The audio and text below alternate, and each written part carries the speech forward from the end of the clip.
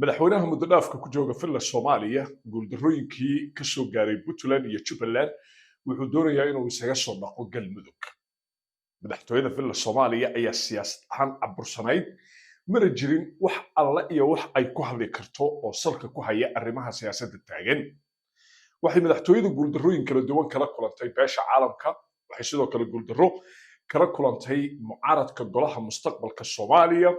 dhabarjab xoogganna Jubaland iyo Puntland ayuu ka soo gaaray.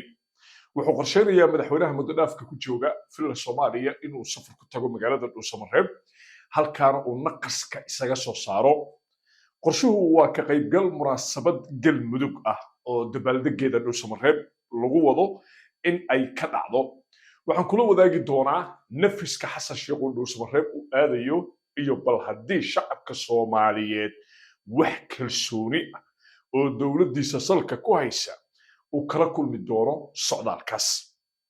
isla magaalada Dhuusamareeb waxaa ugu horeeya madaxweynaha xilka ka sii degaya ee awood dowladeed loo adeegsaday ee aan raalli ka ahayn nidaamka doorasho ee Galmudug Axmed Cabdikaariyo Qoorqoor oo magaalo uu qurxiyey iyo maamul uu isku dubariday la doonayo in laga xayuubiyo gacantana loo geliyo qof magacuyaala oo aan waxba u qaban karin dadka deegaanka.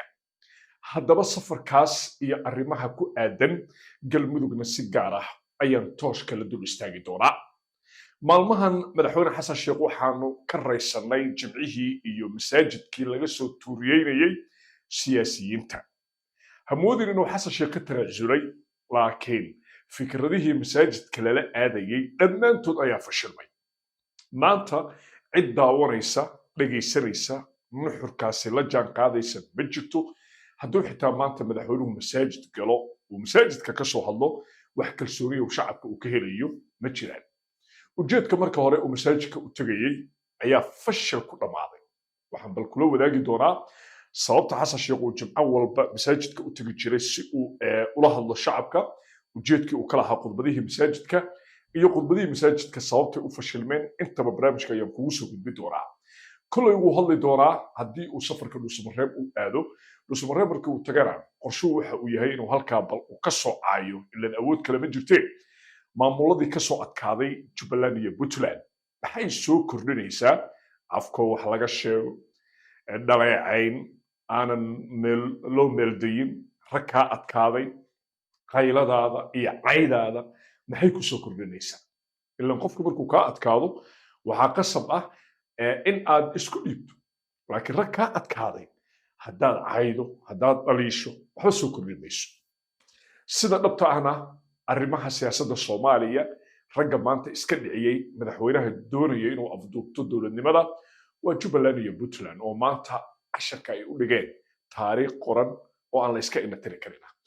maalmahan madaxtooyada filla Soomaaliya waa cabursanayd. albaabo fara badan oo siyaasadeed baa ka soo xirmay. madaxweynaha muddo-dhaafka ku jooga filla Soomaaliyana guuldarrooyin isdaba jooga ayuu kala kulmay maamulada Jubaland iyo Puntland. waa looga soo adkaaday siyaasad ahaan, waa looga soo adkaaday ciidan ahaan, waana laga soo afjaray oo waa laga soo tirtiray magaalooyinka uu ka haystay dhanka Puntland ama dhanka Jubaland. waxaa ugu dambeysay guuldarradii gobolka Gado, waxaa kasii horreysay sifayntii laga sifaynayay Puntland, dhammaan aragtidii xasan sheekh iyo ciidamadii halkaasi u joogay. marka madaxweyne xasan sheekh lacago fara badan waa ka soo hadli doonaa ayaa uga baxay inuu hub geeyo gobolka Gado, jubbooyinka, gudaha Puntland. hubkaasoo dhan haddii lacagta laga bixiyo la isku daro Soomaaliya wax badan bay u qaban lahayd. waa ka soo warrami doonaa hubkii la geeyey Raas Kamboni, hubkii la geeyey Gado, hubkii la geeyey gudaha Puntland, hubkii lagu bilaqaystay Cabudwaaq, hubkii lagu bilaqaystay hadduu alla idmo gobolka Mudug, gaar ahaan magaalada Gaalkacyo. waxaasoo dhan marka la isku daro Soomaaliyana wax badan bay u qaban lahayd. taariikh wanaagsanna xasan sheekh maxamuud ayuu u ahaan lahayd. laakiin hub ummad lagu xasuuqi rabay oo la bilaqaystay ama la qaniimaystay, taariikh xumo iyo abaal la'aan bay xasan sheekh u tahay. cid abaal ugu haysa maantana ma jirto. marka waa foolxumo inteeda la eg. calaa kulli xaal filla Soomaaliya way cabursan tahay. qorshuhuna waa in magaalada Dhuusamareeb naqaska la isaga soo saaraa. magaalo kale oo sumcad ka leeyahay xasan sheekh ma jirto.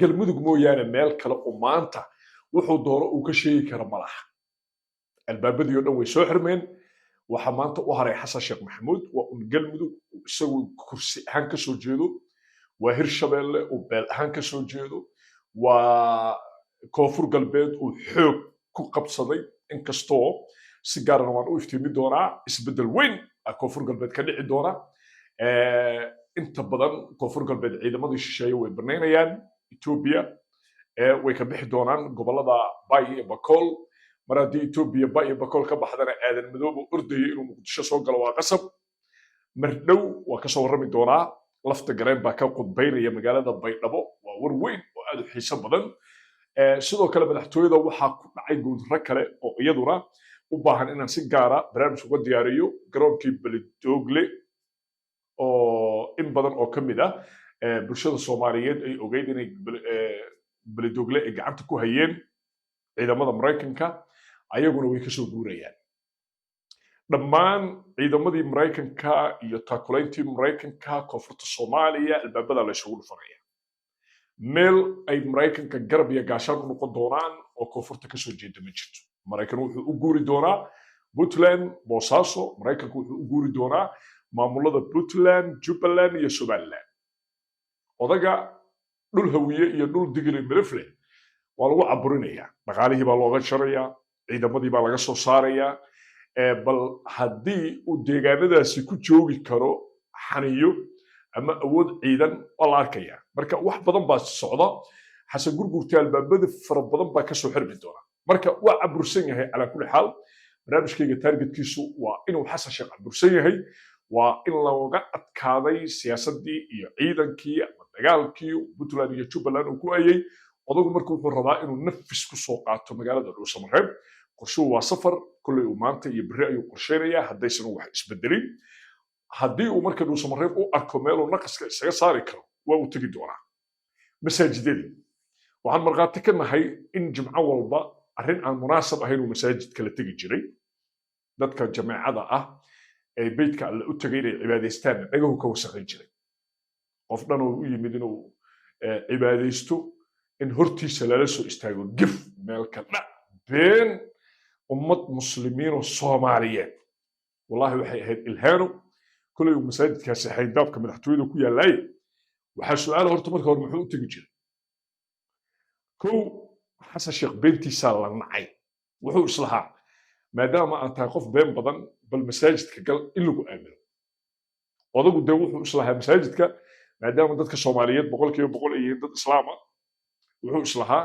masaajidka haddaad gasho waa lagu aaminayaa in ka badan markaad bannaanka joogto odagu wuxuu islahaa markaad bannaanka joogto dadku kalsooni badan kuguma qabaan laakiin markaad masaajidka gasho kalsooni badan baa lagugu qabayaa duruufta horta baahida uu maanta u tegay masaajid ama u tegi jiray waxay ahayd ha lagu aamino laakiin beellow sidiisaba waa beellow ama bannaan ha joogo ama gudaha masaajidka ha galo qofka hadduusan ilaahay qalbigiisa hanuun uunan soo gelin way dhib badan tahay beentaa iyo dhabarjebintaa iyo dhaawaca uu dowladnimada ku hayo iyo dhibaatada uu shacabka soomaaliyeed iyo nidaamkii dowladeed uu ku hayo mid ka haraysa maaha marka masaajidka markuu galay waa la fahmi waayey beentiisaa la ogaaday maalmahan marka masaajidku wuxuu la taga maray wax alle iyo wuxuu masaajidka sheegi jiro dhan awada been noqday marka meeluu nafis ku qaatuu rabaa wuxuu rabaa inuu soo caayo saciid cabdullaahi dani wuxuu rabaa inuu soo caayo axmed maxamed islaam wuxuu rabaa inuu soo caayo siyaasiyiinta mucaaradka golaha mustaqbalka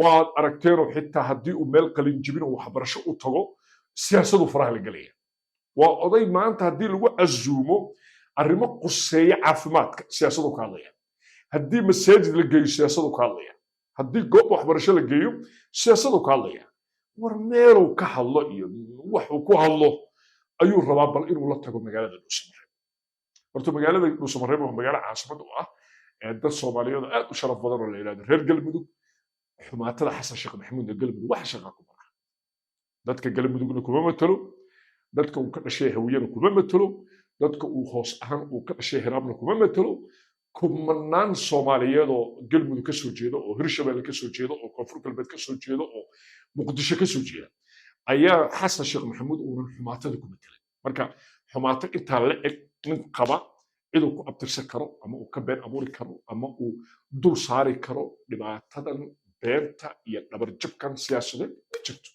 marka waxaan leeyahay xasan bay gooni u tahay horta wixii fadeexada isaga ayay gooni u tahay. raggan puntland iyo jubbaland hadduu xitaa dhuusamareeb ka soo caayo ama uu muqdisho ka soo caayo rag kaa adkaaday cayow maxay kusoo kordhinaysaa?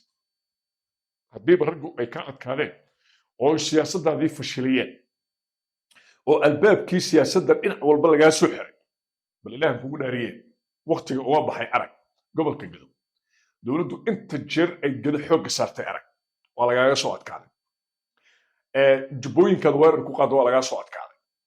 dacwado ayaa kala geysay magaalooyinka Addis Ababa, Nairobi, sidoo kale Dubai ama Imaaraadka ayuu la tegay dacwad ka dhana Axmed Madoobe iyo Dani waa kaga soo adkaadeen. marka maanta Kenya iyo Ethiopia Axmed Madoobe garab taagan tahay, Imaaraadku wuxuu garab taagan yahay Saciid Cabdullaahi Dani.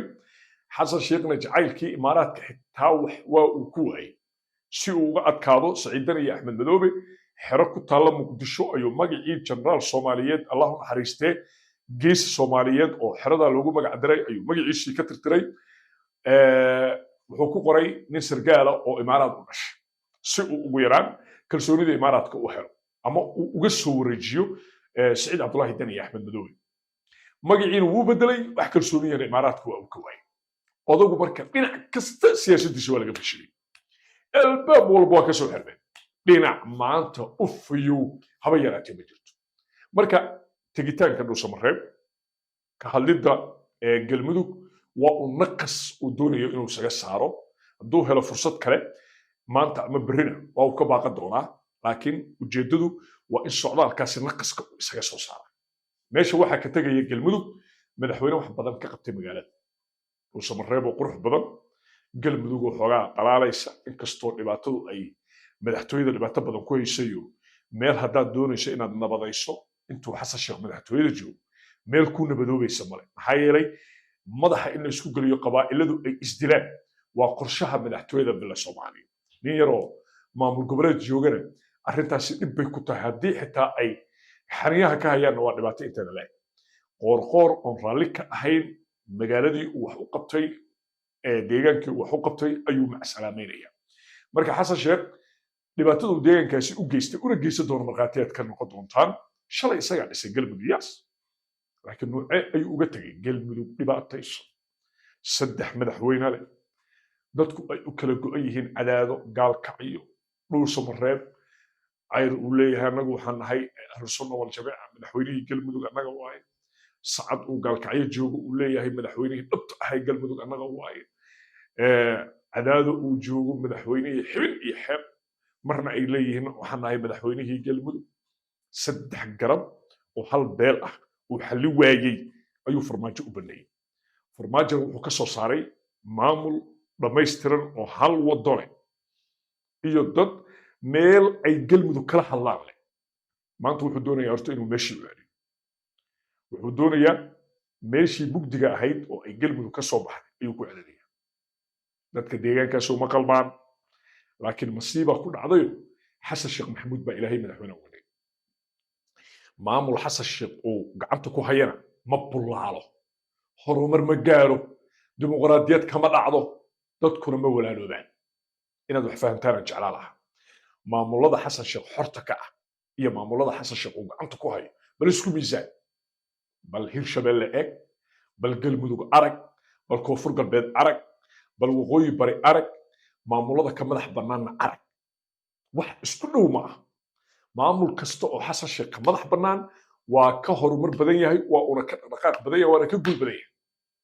maamul xasan sheekh gacan uu ku hayo waa aadan madoobe oo la yiri waa koonfur galbeed hogaamiyihiisa, waa liibaan shuluq oo hadda la leeyahay waa hogaamiyaha galmudug, waa nin kaloo isna loo sii wado jawhar oo la leeyahay waa hogaamiyaha jawhar hogaami doona.